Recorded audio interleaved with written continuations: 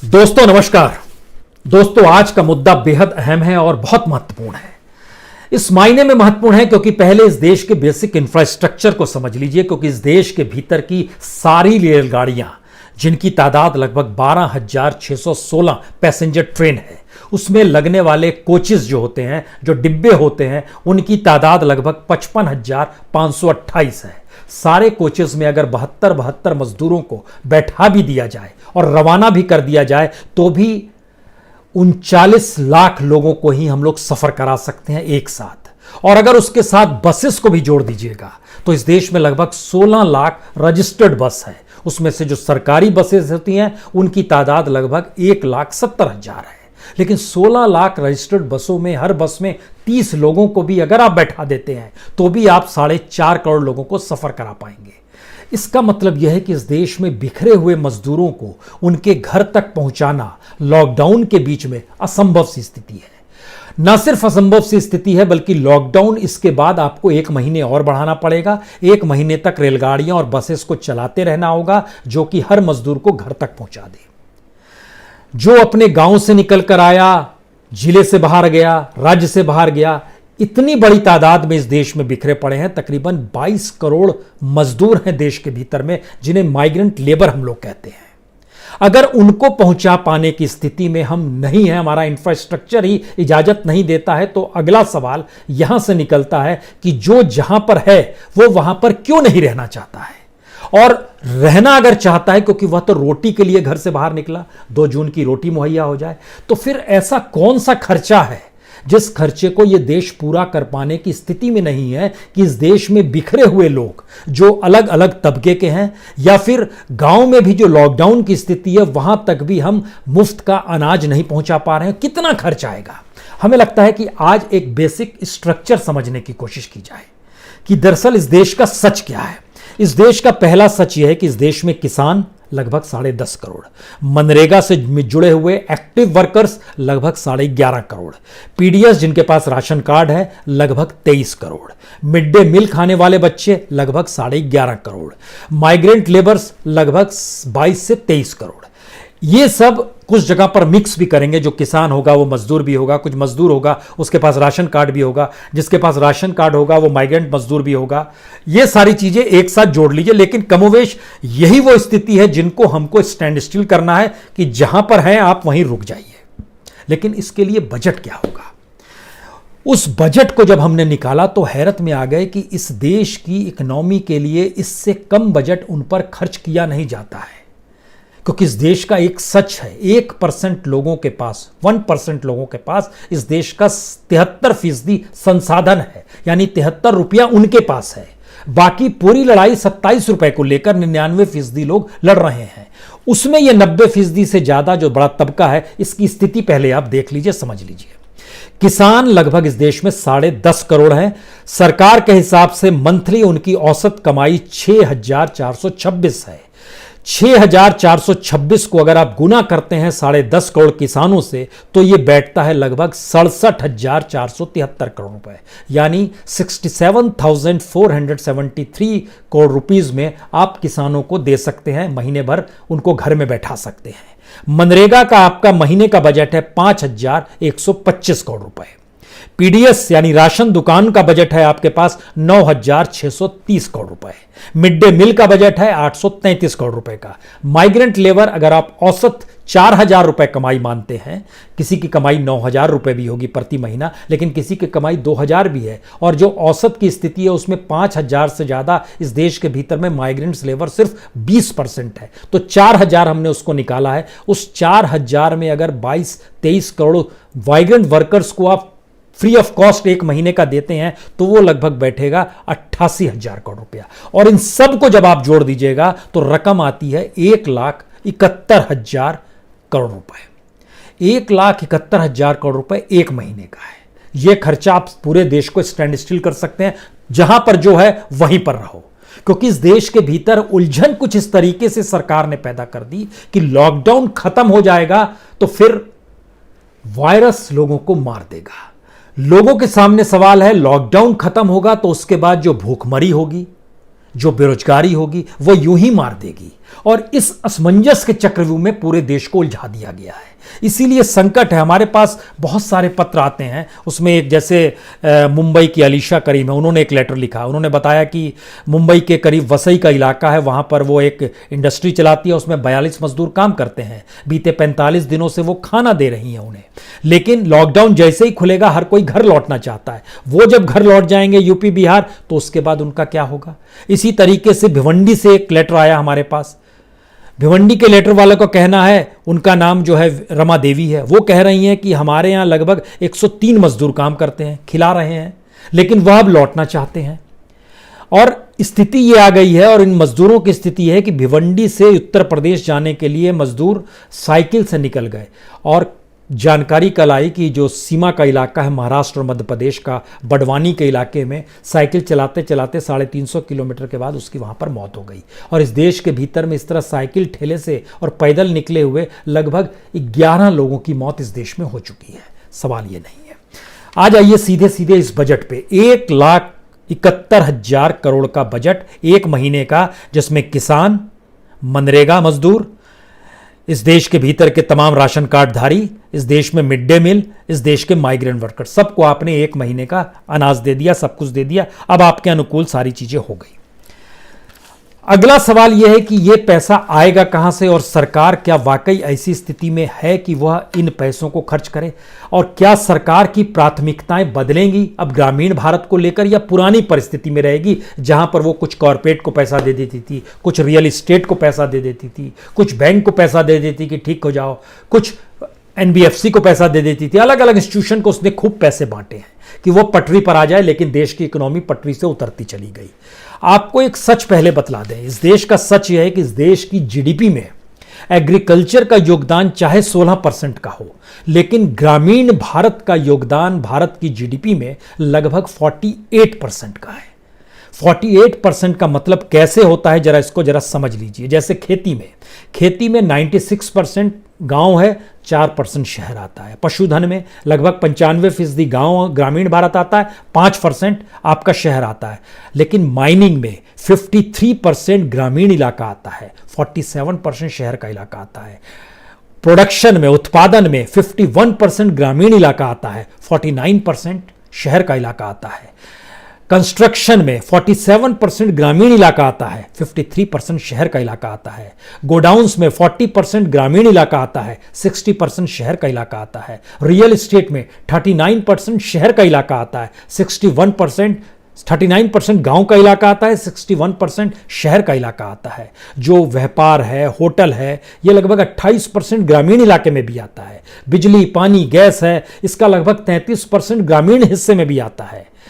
जो प्रशासन या डिफेंस है, इसका भी 19% ग्रामीण इलाके में आता है। तो ग्रामीण भारत को आप किस तरह नकारते आए हैं, इसकी एक तस्वीर ये निकल कर आती है कि आप एक महीने का 1,71,000 करोड़ रुपया निकाल नहीं सकते हैं कि जो कि उनको सीधे सीधे राहत दे दे।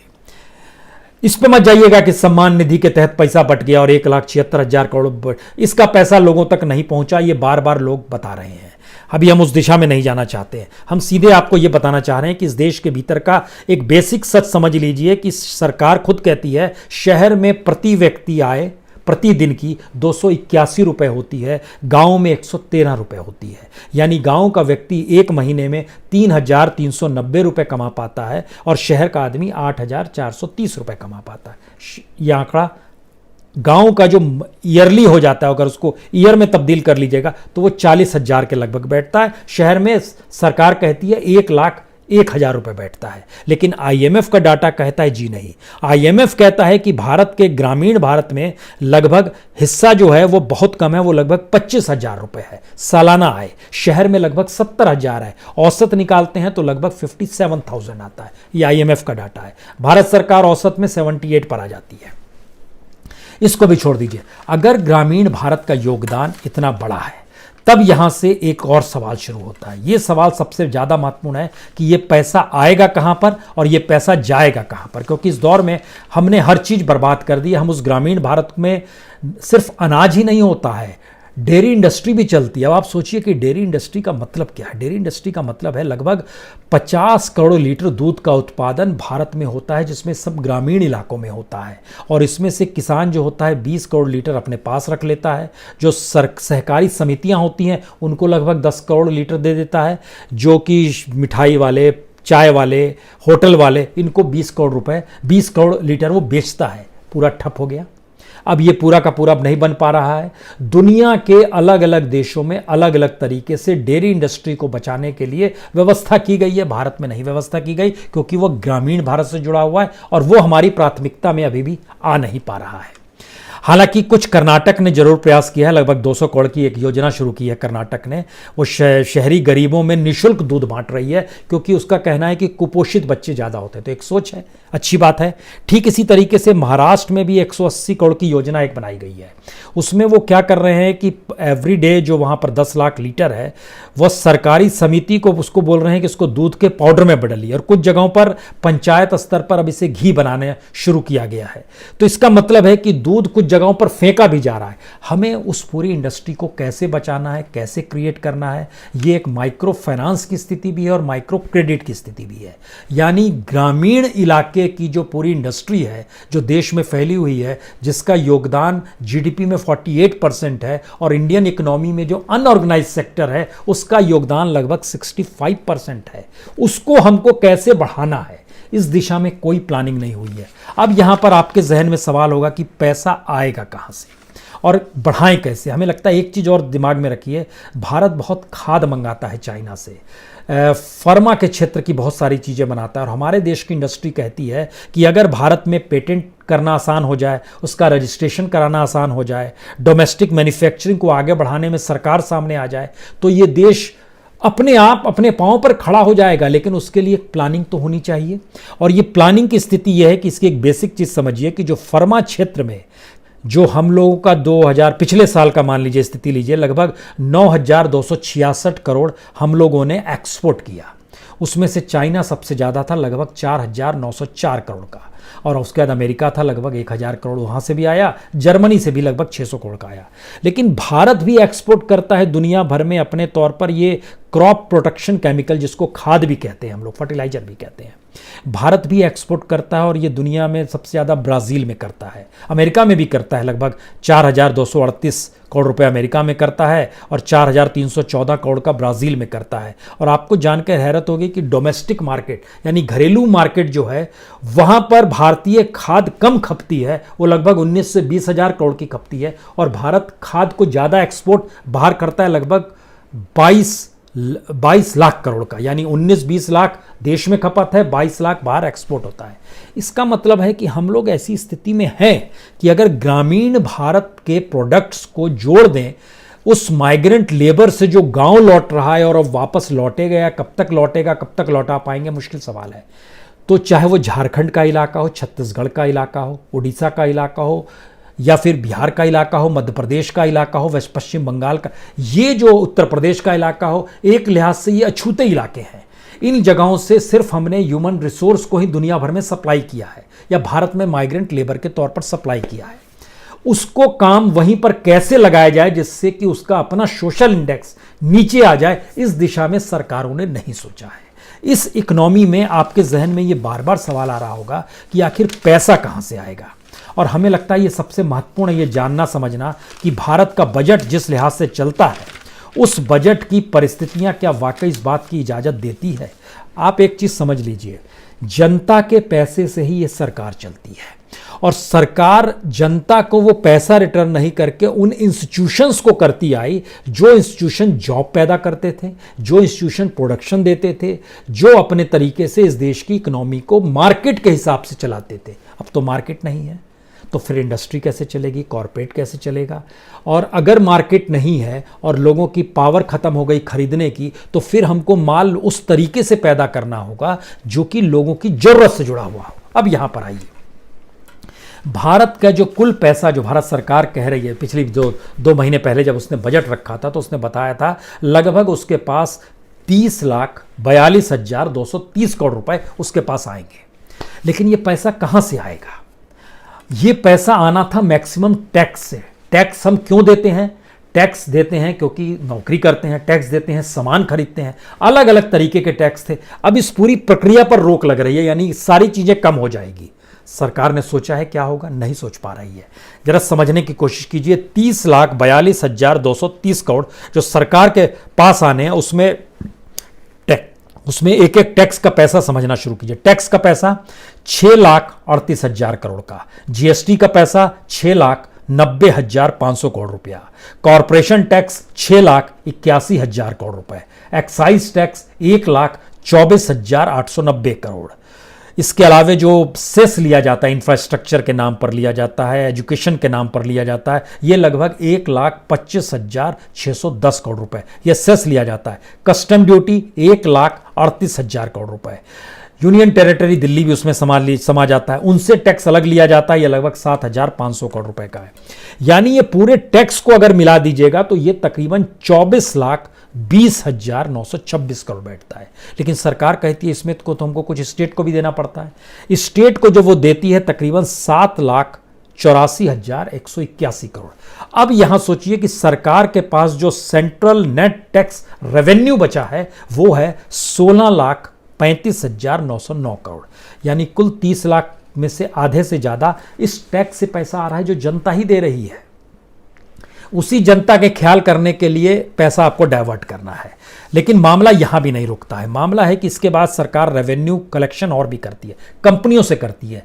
कंपनी लेकिन फिर जनता से पैसा लेते हैं। जैसे मोबाइल है, फोन है, तो कम्युनिकेशन टैक्स सर्विस जो है ये कंपनियों के जरिए लिया जाता है। 1,33,027 करोड़ रुपए ये कंपनी जनता से लेती है जो इसका यूज करते हैं।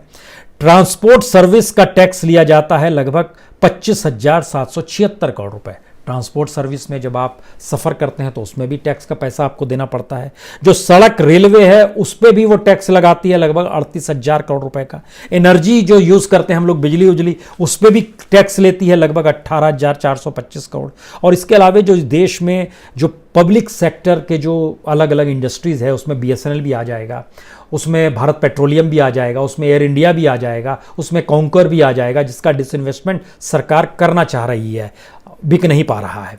लेकिन उसका जो डिविडेंड और प्रॉफिट होता है सरकार उसका भी पैसा लेती है और उसकी तादाद लगभग 1,55,395 करोड़ है।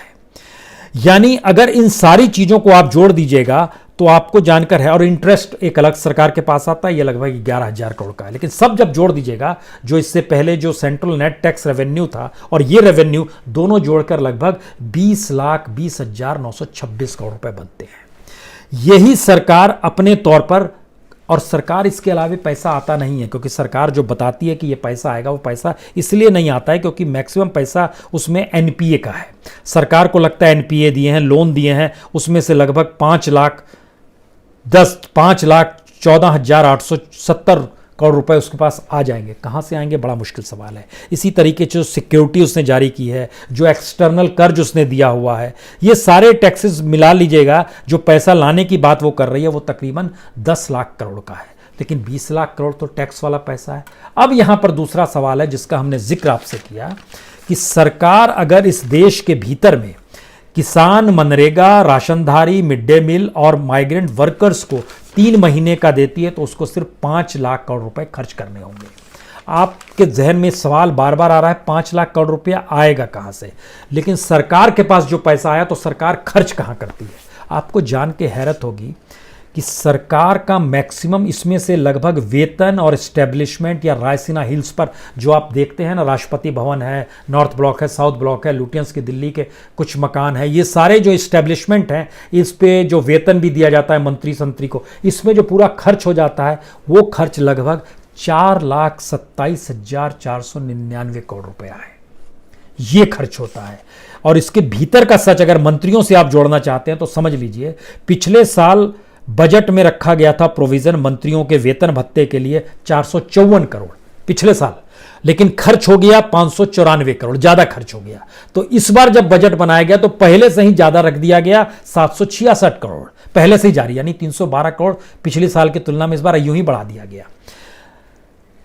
लेकिन जब हम इस बात का जिक्र कर रहे हैं कि जो सेंट्रल मिनिस्ट्री की जो एक्सपेंडिचर है वो जब 5 लाख करोड़ से ज़्यादा है और इधर 5 लाख करोड़ में आप 3 महीने इतनी बड़ी तादाद में लोगों को राहत दे सकते हैं कि आप जहाँ पर हैं वहीं रहिए और हम 100% लॉकडाउन सफल बना देंगे, कोई मूवमेंट की ज़रूरत नहीं। क्यों कोई जाएगा? खाना जहाँ पर मिल रहा है वो खाने के लिए तो निकला था, उसको वो सुविधा तो चाहिए, वह भी नहीं दे पा रहे हैं, तभी तो मरने मारते हुए कोई साइकिल से निकल रहा है, कोई ठेले से निकल रहा है, कोई ट्रेन के लिए निकल रहा है, कोई कहीं जमा हो रहा है। लेकिन इन सब के बीच हमें लगता है ये बात इतनी नहीं है, बात इसके आगे की है। ये जो खर्च जो हो रहा है उसमें जो पब्लिक सेक्टर की इंडस्ट्रीज है जिसका जिक्र हमने किया था, उस पर भी खर्च सरकार करती है 1,82,000 करोड़ रुपया।